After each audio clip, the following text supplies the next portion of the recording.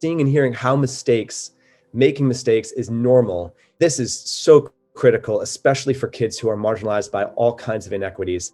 There's so much more pressure set up for not making mistakes and making it feel like any mistake that's made or failure is diagnostic to them not really being a fit or belonging or being capable, and they don't feel like they belong. And a lot of that can just be about whether or not internally they're diagnosing themselves as not being capable facing a mistake. And so the more normative, the more stories that are heard. So this gets at some of the research around, if you share stories about scientists that only focus on achievement of the scientists, it actually doesn't stimulate new interest. If you focus on the amount of mistakes that they made to get to those accomplishments, suddenly interest goes way up. And students actually feel more capable because it's a vicarious experience and it just normalizes failure and setbacks. So in the research we're doing, that one seems to be super key, and especially for kids who are underrepresented or marginalized in some fields.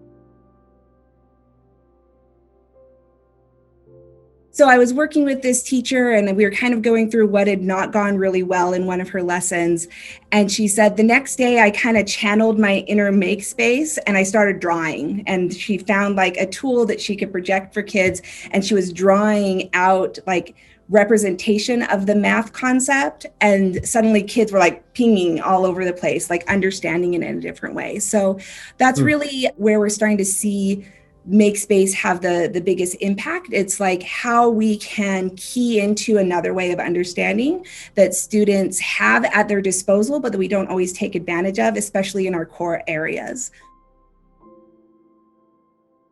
Being able to actually face uncertainty, not knowing exactly what the right choice is going to be, what the right step is going to be, and it means taking a risk and taking responsibility for the choice that's being made. And that uncertainty is often planned out of the learning. So it's kind of about planning back in and organizing learning back around some spaces for uncertainty and scaffolding it so that kids can feel ready.